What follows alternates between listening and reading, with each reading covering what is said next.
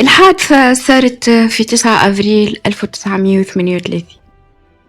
أما في ذكرى هاليوم من كل عام نرفع رؤوسنا بفخر شهدائنا، أبطال ضحوا بحياتهم باش نحنا نعيش بحرية وبكرامة وفي وطن يجمعنا. تونس بلاد الشهداء، بلاد الكرامة، بلاد العزة. شهداء ضحوا برواحهم من أجل الحرية ومن أجل مستقبلنا. كل دمعة، كل جرح، كل تضحية زرعت في قلوبنا الأمل.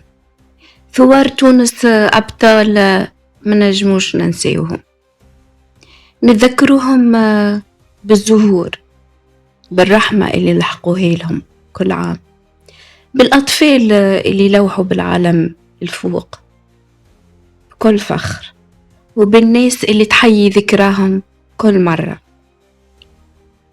نحسوا بالحب، بالوحدة، وبالتضحية اللي قدموها لنا باش نعيشوا في وطن واحد وموحد.